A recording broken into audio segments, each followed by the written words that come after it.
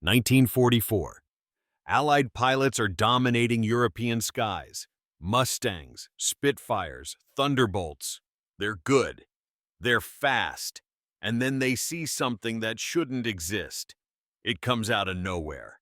No propeller. A scream like nothing they've ever heard. It blows past them at 540 miles per hour, 150 miles per hour faster than anything in the sky. By the time they react, it's gone, turned, firing. Their wingman explodes. They try to chase it. Impossible. It's like trying to catch lightning. Welcome to the Messerschmitt Me 262, the world's first operational jet fighter. And it's going to change aerial warfare forever if the Germans can figure out how to actually use it. The Me 262 isn't new. German engineers have been developing it since 1939. By 1942, it's flying. By 1943, it's ready for production. The Luftwaffe is begging to get it into combat. Their propeller fighters are getting slaughtered by Allied bombers. They desperately need an edge. Test pilot after test pilot reports the same thing. This plane is incredible. This will change everything. Adolf Galland, one of Germany's top aces, flies it and says, "It's like flying powered by angels." Production begins. Factories tool up. Pilots train on the new aircraft. And then Hitler sees it. November 1943. Hitler watches a demonstration. He's impressed, very impressed. And then he asks the question that dooms everything. Can this aircraft carry bombs? The engineers hesitate. Well, yes, technically, but it's designed as a fighter, not a... I want it as a bomber, a fast bomber, to strike the Allied invasion beaches. Everyone freezes. This is insane. The Me 262 is a fighter. Its advantage is speed and firepower against other aircraft. As a bomber, it's wasting its potential. Galland tries to argue. Other officers try to reason with Hitler. Hitler doesn't care. Not one more word about fighters. I want this as a bomber. And just like that, the superfighter becomes a mediocre bomber. For months, production of the Me 262 is delayed. They have to redesign it to carry bombs, modify the fuselage, change the training program. Meanwhile, Allied bombers are destroying German cities. German fighters are being shot down in droves. The plane that could save them sits in factories being modified for a role it was never meant for. When Me 262s finally reach combat units in mid-1944, they're configured as fighter bombers. Fast? Yes. Effective at bombing? Not really. They carry 500 kilograms of bombs, nothing compared to heavy bombers. Allied pilots quickly learn, if you see an Me 262 with bombs, just wait until it drops them. The bombs slow it down, makes it vulnerable. Pilots are flying the most advanced aircraft in the world, with their hands tied. By late 1944, some Me 262s finally get used as pure fighters. No bombs, just 430mm cannons and speed, and they're terrifying. JG-7, the first dedicated Me 262 fighter unit, starts operations. They attack American bomber formations. Allied gunners open fire. The Me 262s don't even slow down. They're too fast. Bullets miss by miles. The jets scream through bomber formations. Their 30mm cannons shred B-17s like paper. One pass, two bombers down, gone before the escort fighters can react. Allied pilots report with barely concealed panic. We can't catch them. We can't fight them. We can't even see them coming. The Me 262 has a kill ratio of 5-to-1. For every jet shot down, it kills 5 Allied planes. One pilot, Franz Schall, gets 14 kills in the Me 262. Another, Heinrich Baer, gets 16. These numbers sound small, but remember, they only had a few months, with limited fuel, limited training, against overwhelming numbers. If Germany had deployed 1,000 Me-262s in 1943 as pure fighters, the entire air war changes. D-Day might be impossible. Bombing campaigns devastated. But Germany doesn't have 1,000 Me-262s in 1943. They barely have 200 by early 1945. The problems multiply. Allied bombing destroys factories. Jet engines are temperamental. They last maybe 25 hours before failing. Fuel runs out. Experienced pilots are dead. The Me-262s are so fast, Allied fighters can't catch them in the air. So they do something simpler. They wait at the German air bases. Me-262s are vulnerable during takeoff and landing. They're slow, predictable. Allied fighters start shooting them down on approach. It's called rat catching, unsporting but effective. By April 1945, it doesn't matter. Germany is collapsing. Berlin is surrounded. Me-262s sit on runways with no fuel, no pilots, no purpose. About 1,400 Me-262s were built. Maybe 200 saw combat at any one time.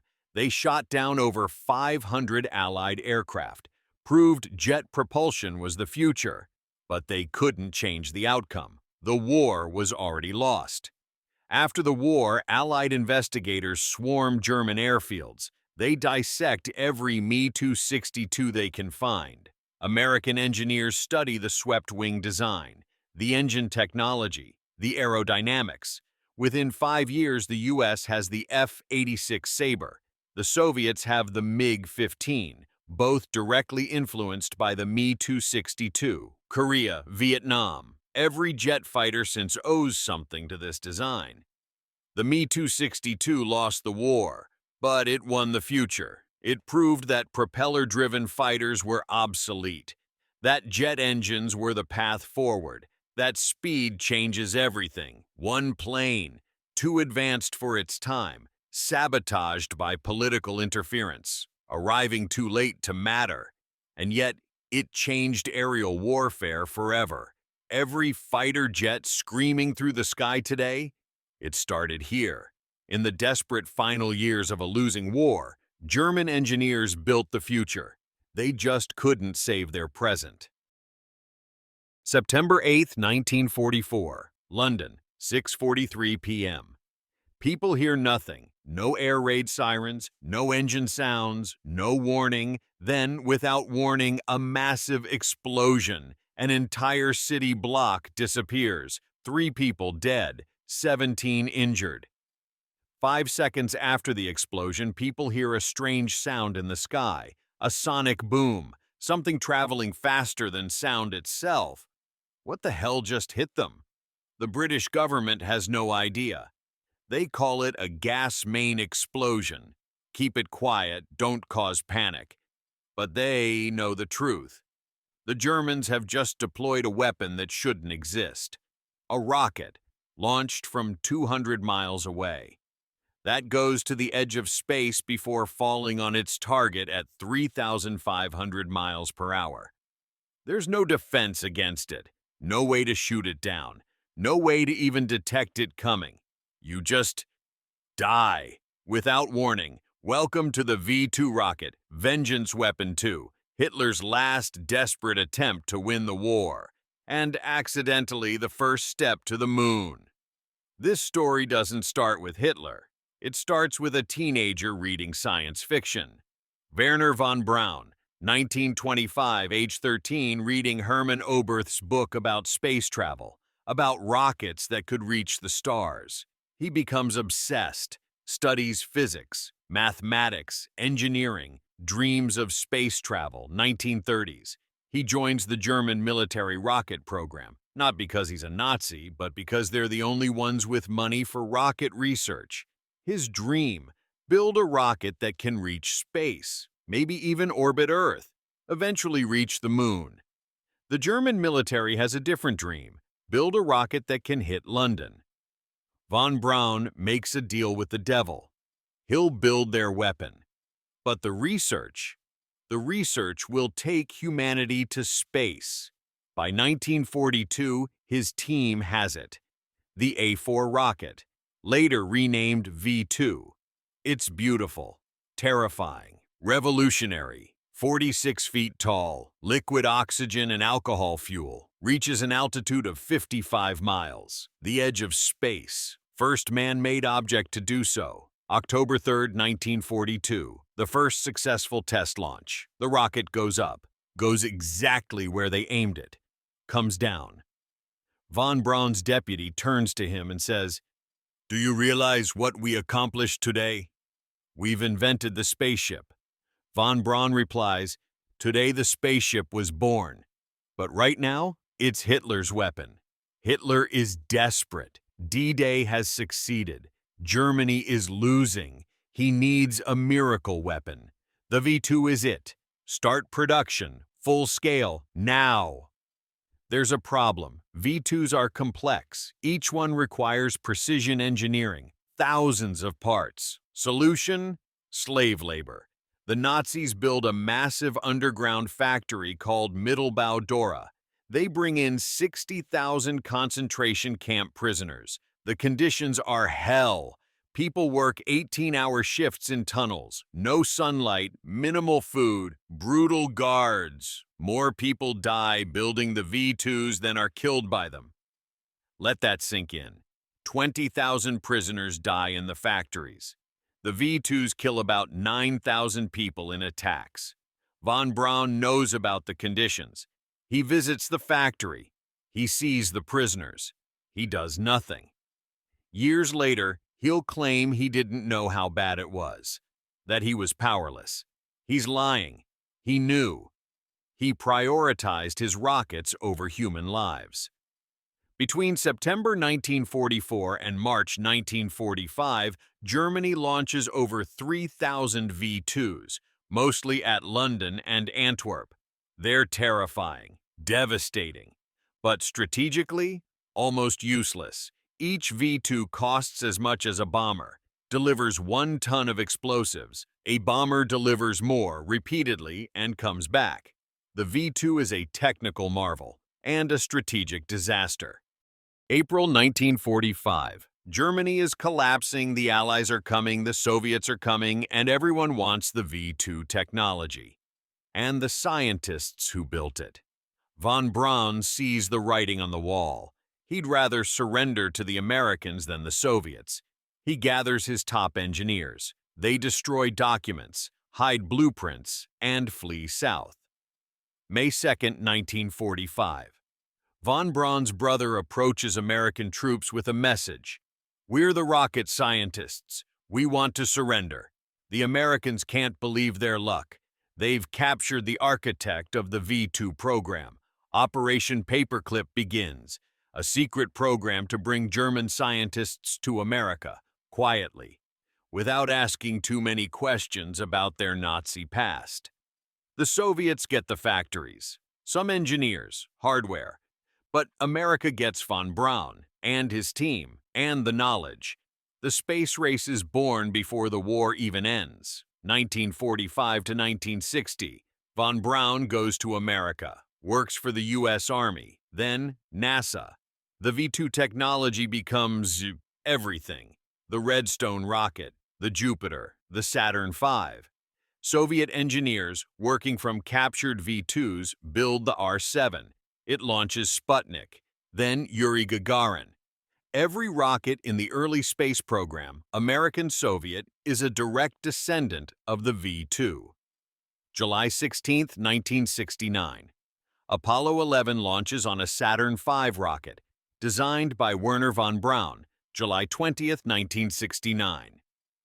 Neil Armstrong steps onto the moon. Von Braun's teenage dream comes true.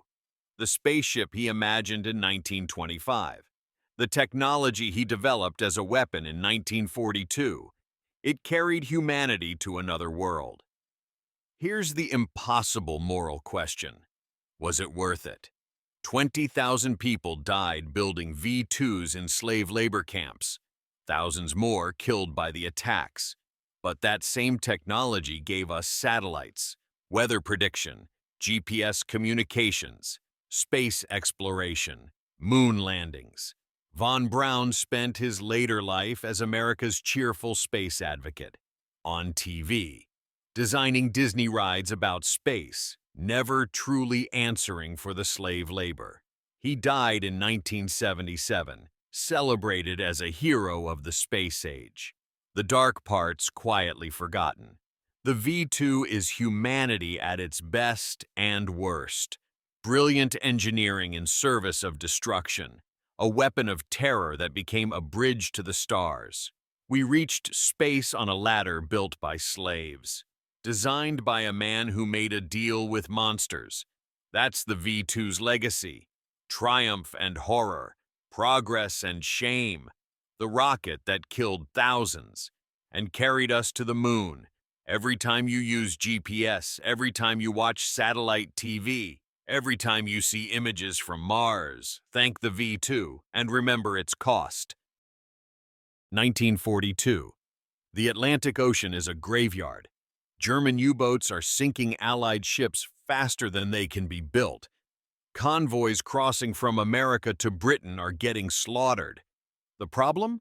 The Mid-Atlantic Gap, a stretch of ocean 600 miles wide where aircraft can't reach. No land bases close enough. Carriers can't spare the fuel to patrol there. It's a black hole. U-boats hide there. Wait, attack, disappear. Britain is losing 700,000 tons of shipping per month.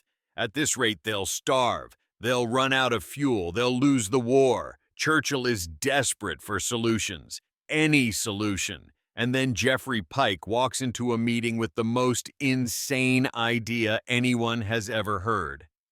What if, Pike says, we built aircraft carriers out of ICE? Everyone stares at him. I'm sorry, did you just say ICE?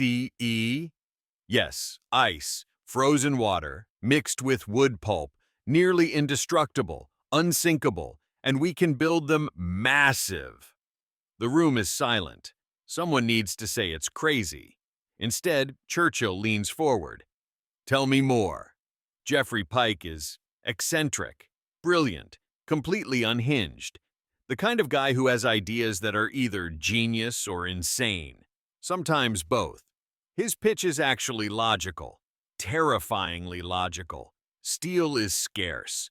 It takes time to build conventional carriers. They're expensive, vulnerable to torpedoes. But ice? Ice is free. You can make it anywhere cold. And with a new material called pykrete, ice mixed with wood pulp, it becomes incredibly strong. How strong? Pykrete is bullet-resistant, nearly as strong as concrete. It melts slowly. And here's the kicker. When a ship made of ice gets damaged, you just freeze more water into the hole. Self-repairing. The design is massive. Picture this, 2,000 feet long, 300 feet wide, 200 feet tall, displacement 2 million tons. That's 20 times bigger than a normal aircraft carrier. 40-foot thick hull. Torpedoes would barely scratch it. It would carry 200 aircraft, have its own refrigeration system to keep itself frozen, crew of several thousand. It would be unsinkable, nearly indestructible, and cost a fraction of a steel carrier. Churchill loves it. Codename Project Habakkuk, after a biblical prophet. For the work shall be great, Churchill quotes. And who can doubt that Habakkuk would have approved? Green light. Build a prototype. Patricia Lake, Alberta, Canada. Winter 1943. A team of engineers builds a scale model. 60 feet long, 30 feet wide, 20 feet high, made of pykrete. They freeze it, test it, shoot at it, try to blow it up. And it works. The icewood pulp composite is incredibly resilient. Bullets bounce off. Small explosions barely damage it. Lord Louis Mountbatten, Chief of Combined Operations, is so excited he needs to show Churchill. But Churchill is in Quebec, at a conference, with Roosevelt and a bunch of top military brass. Mountbatten decides the best way to demonstrate pykrete is dramatically.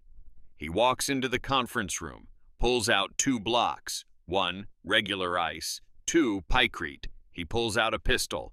The room freezes. Secret Service agents reach for their weapons. "Gentlemen," Mountbatten says calmly, "let me demonstrate." He shoots the regular ice. It shatters, pieces everywhere. Then he shoots the pykrete.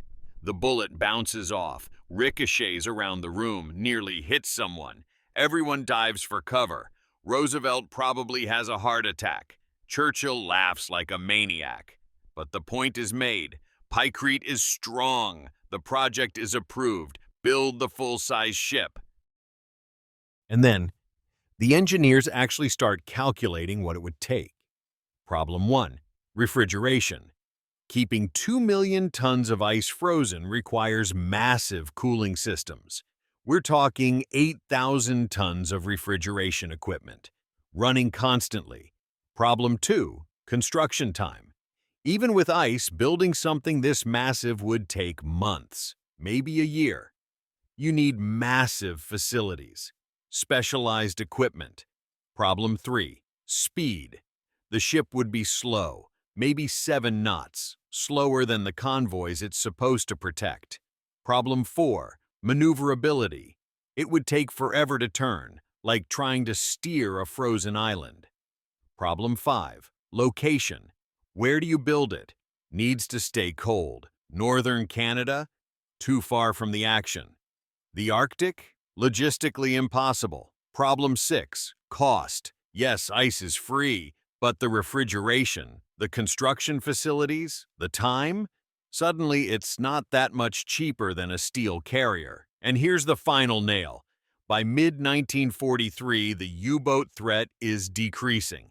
Convoys are getting through. Escort carriers are being mass-produced. The crisis that spawned Habakkuk is solving itself. 1943, the project is quietly canceled. The prototype in Patricia Lake is left to melt. It takes 3 summers to fully melt, because pykrete is that good. So, Project Habakkuk never happened. The ice carriers never sailed. But imagine if they had. Picture it. A floating ice fortress, 2,000 feet of frozen might, planes launching from the mid-Atlantic, U-boats suddenly vulnerable everywhere, or post-war. These things could have been research stations, floating air bases, mobile islands for Arctic exploration. The technology was sound. The physics worked. The prototype proved it. It just wasn't practical, not with 1940s technology, not with the resources available, not with the timing. But here's what's amazing, they almost did it. They got close enough to build a working model, close enough to convince Churchill and Roosevelt, close enough that if the war had gone differently, we might have seen frozen behemoths patrolling the Atlantic. After the war, Jeffrey Pike continued having insane ideas. Most went nowhere. He died in 1948. The Patricia Lake prototype sat submerged for decades. Divers occasionally found pieces, remnants of the dream. Project Habakkuk is forgotten now. A footnote, a crazy World War II project story. But it represents something important. The willingness to try anything. Britain was losing, desperate. And someone said, "What if we made ships out of ice?" And instead of laughing him out of the room, they said, "Let's try it." They built a prototype, tested it, proved it worked. Got Churchill and Roosevelt excited.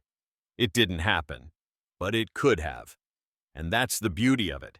Somewhere in a Canadian lake, pieces of pykrete still sit at the bottom, remnants of humanity's most audacious engineering idea, a testament to desperate times, brilliant minds, and the beautiful insanity of asking, what if?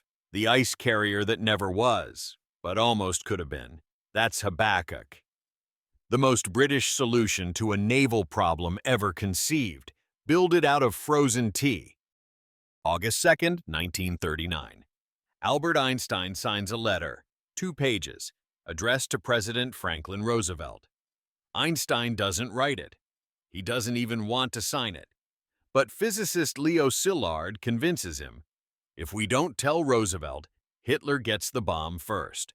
The letter explains, Uranium can create a chain reaction, release massive energy, build bombs of unprecedented power. One bomb could destroy an entire city, and Germany is already researching it. Roosevelt reads it, creates a small research committee, gives them $6,000 to research the most powerful weapon in history. It's not enough, not even close. December 7th, 1941, Pearl Harbor. America enters the war. Suddenly, $6,000 becomes $2 billion, the largest secret scientific project in human history, codename Manhattan Project. The mission: build an atomic bomb before Hitler does, or lose everything. The U.S. military needs someone to lead this insane project. Someone brilliant, someone who can manage scientists, someone who won't crack under pressure. They choose J. Robert Oppenheimer, theoretical physicist, chain smoker, reads Sanskrit for fun, politically questionable, never managed anything in his life. On paper, he's the worst choice. In reality, he's perfect. Oppenheimer starts recruiting the best minds in physics, chemistry, engineering, mathematics. Enrico Fermi, the man who created the first nuclear reactor in a squash court under Chicago. Richard Feynman, 24-year-old genius who picks locks for fun. Niels Bohr, Nobel Prize winner, escapes Nazi-occupied Denmark hidden in a bomb bay. Edward Teller, Hungarian physicist obsessed with building an even bigger bomb. The hydrogen bomb. Hans Bethe, German refugee who calculates faster than most people can write. They gather in a secret city built from scratch in the New Mexico desert, Los Alamos. 130,000 people working across multiple sites. Oak Ridge, Tennessee, Hanford, Washington, Los Alamos, New Mexico. Most don't know what they're building, just their small piece. Enriching uranium, processing plutonium, calculating equations. Only the inner circle knows the truth. They're building a bomb that could end the war, or end the world. The science is theoretical. Nobody's ever done this. They're inventing nuclear physics as they go. Problem 1. You need enriched uranium-235 or plutonium-239. Both are incredibly difficult to produce. Oak Ridge builds massive facilities. Hanford creates nuclear reactors. Problem 2. You need enough fissile material to reach critical mass. Too little, nothing happens. Too much, it explodes in your face during assembly. Problem 3. How do you actually detonate it? You need to compress the material fast enough to start the chain reaction before it blows itself apart. Two designs emerge. Little boy, uranium gun type. Shoot one piece of uranium into another. Simple, probably works. They're so confident they never test it. Fat Man, plutonium implosion. Surround plutonium with explosives. Detonate them perfectly simultaneously. Compress the core. Way more complicated. Might not work at all. The math is insane. The engineering is unprecedented. They're working with materials that don't exist in nature, building bombs from theories and prayers, and all the while, does Hitler have the bomb? Are the Germans ahead? Are we about to lose the race? July 16th, 1945. 5:29 a.m. New Mexico desert, a place called Jornada del Muerto. Journey of the Dead Man. Perfect name. The scientists gather at a safe distance, 10 miles away. Some wear welding goggles, some wear sunscreen. Nobody knows if it's enough. Some bet on the yield. How powerful will it be? Fermi bets it ignites the atmosphere and destroys the world. He's half joking, half. Oppenheimer is calm, too calm, chain-smoking, internally reciting poetry. 5:29:45 a.m. detonation. For a fraction of a second, there's a light brighter than 1,000 suns, brighter than anything on Earth. The desert turns to day. Then the shock wave, a wall of force. Men 10 miles away knocked down. Then the sound, A roar like the earth splitting open, then the mushroom cloud, rising, growing 40,000 feet high, visible for 200 miles. The scientists stare in silence. Some cheer, some cry, some just stand there. Oppenheimer thinks of the Bhagavad Gita. Now I am become death, the destroyer of worlds. Kenneth Bainbridge, the test director, turns to him. Now we're all sons of bitches. It worked. They built a sun on Earth, released 20 kilotons of energy, turned sand into glass, and nobody knows what they've just unleashed. August 6th, 1945. 8:15 a.m. Hiroshima. Little boy detonates 1,900 feet above the city. 80,000 people die instantly. The city disappears, vaporized, flattened, burning.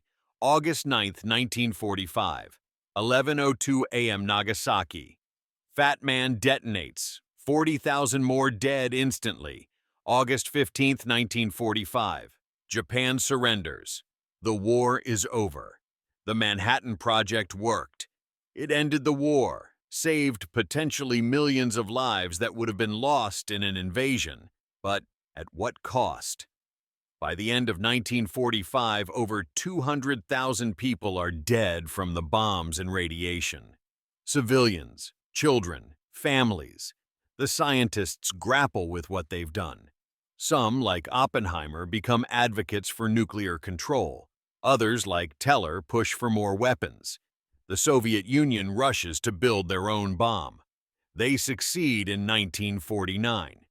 The Cold War begins. The nuclear arms race starts. Thousands of weapons, enough to destroy civilization multiple times over, all because of that letter in 1939, and 3 years of desperate work in the desert. The Manhattan Project cost $2 billion in 1940s money, about $30 billion today. It created the atomic bomb, changed warfare forever, ended World War II, started the Cold War, shaped the next 80 years of history. It proved humanity could accomplish anything with enough resources and desperation. It also proved we could build our own extinction. Oppenheimer spent his later life haunted, stripped of security clearance during the Red Scare. Died knowing he'd opened Pandora's box. Today, 9 countries have nuclear weapons. Over 12,000 warheads exist, enough to end civilization. The Manhattan Project was humanity's greatest scientific achievement, and our most terrifying one. We harnessed the power of stars, split atoms, released forces that power suns, and we did it to kill each other. That's the legacy. Triumph and horror, progress and damnation, the bomb that ended a war and threatened all future peace. Now I am become death indeed. 1941 Eastern Front. A German infantry squad hears it before they see it. The ground rumbles, trees shake, then it appears through the smoke. A Soviet T-34 tank, 30 tons of steel, 76mm cannon, machine guns, sloped armor that bounces off anti-tank rounds. The soldiers have rifles, maybe a grenade, some courage. It's not enough, not even close. The tank rolls forward, the soldiers scatter, some run, some die. The tank doesn't even slow down. This is the nightmare of infantry warfare. You're helpless against armor. A single tank can break an entire defensive line, pin down hundreds of soldiers. Your options? Call for artillery, hope a tank destroyer shows up, pray for air support, or die. German high command sees this problem multiplying. The Soviets have thousands of tanks. The Western Allies are producing them faster than Germany can destroy them. Germany needs a solution, fast, cheap, that any soldier can use. They need to give the individual infantryman the power to kill a tank. Enter 2 weapons that will change warfare forever: the Panzerschreck and the Panzerfaust. Tank Terror and Tank Fist. 1942. German soldiers capture an American weapon in North Africa, the bazooka. It's revolutionary. A tube, A rocket, shaped charge warhead. Point it at a tank. Pull the trigger. The rocket does the rest. German engineers take it apart, study it, and immediately think, we can make this better. They create the Panzerschreck, tank terror, or officially the Raketen-Panzerbuchse. It's bigger than the bazooka, 88 millimeters instead of 60 millimeters. Longer range, more penetration, can punch through 200 millimeters of armor. A two-man team can carry it, loader and gunner. Effective range, 150 meters, maximum 200 plus meters. One rocket costs about $30 in wartime dollars. A T-34 costs $100,000 plus. The math is simple. Arm your infantry with Panzerschrecks, and suddenly every squad is a tank-killing unit. But there's a problem. The Panzerschreck is complicated, requires training, 2 soldiers, and you need to be relatively close to the tank. Germany needs something simpler, cheaper, more desperate. They need a weapon so simple a teenager can use it after 5 minutes of instruction. 1943. German engineers create something unprecedented. The Panzerfaust. It's not a launcher, it's not reloadable. It's a one-shot, disposable anti-tank weapon. And it's genius. Picture this: a metal tube, a shaped charge warhead on the front, a propellant charge. That's it. Cost to manufacture, $5. Weight, 11 pounds. A child could carry it. Training time, minutes. Literally. Tuck it under your arm, point it at a tank, press the lever, done. Only 60 meters with early versions. Later ones reach 100 plus meters. But here's the beauty: it can penetrate 200 millimeters of armor, enough to kill any tank on the battlefield. Sherman T-34, even the thick-skinned Churchill. The Panzerfaust becomes Germany's most produced anti-tank weapon, over 8 million units made. They hand them out like candy. Regular infantry. Volkssturm, old men and teenagers defending cities. Hitler Youth. Suddenly, every German soldier, every person, is a potential tank killer.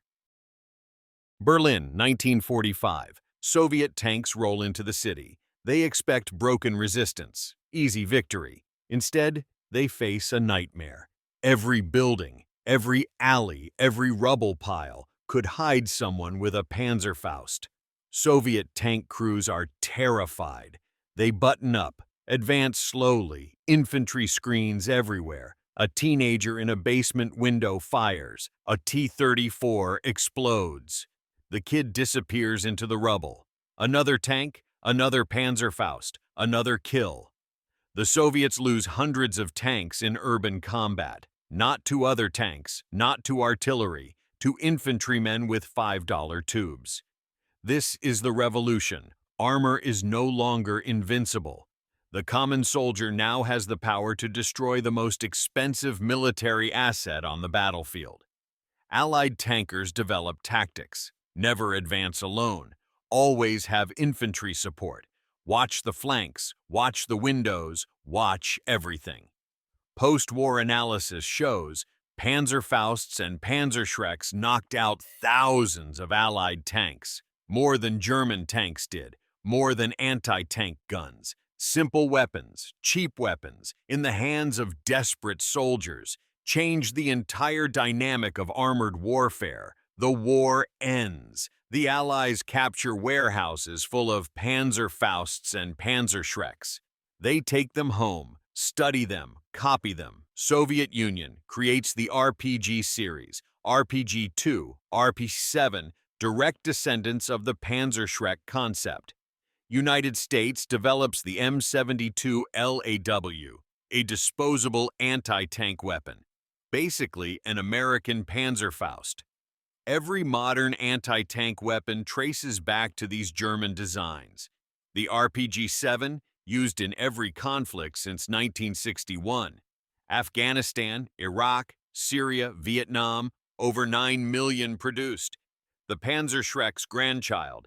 The AT-4, Swedish disposable launcher. Panzerfaust DNA, Javelin NLAW, modern descendants of the same concept, Give infantry the power to kill armor. 2022 Ukraine. Russian tanks advance. Ukrainian soldiers fire NLAWS and javelins. Tank after tank destroyed. The war changes because infantry has the edge. Same principle, same revolution, 80 years later. The Panzerschreck and Panzerfaust didn't win the war for Germany. Germany still lost, but they changed warfare permanently. Before 1943, tanks ruled the battlefield. Infantry scattered before them. Armor was king. After 1943, every tank commander knew, get too close to infantry and you die. Urban combat becomes a death trap. Advance without support, and some kid in a foxhole kills you with a $5 weapon. The economics are insane. A modern Javelin missile costs $80,000, still cheaper than a $6 million tank. A modern RPG-7 round costs $500, can destroy a $2 million armored vehicle. The principle holds. Infantry portable anti-tank weapons are cost-effective game changers. The Panzerfaust proved you don't need a tank to kill a tank. You don't need artillery. You don't need air support. You need a brave soldier, a shaped charge, and 60 meters of distance. That's it.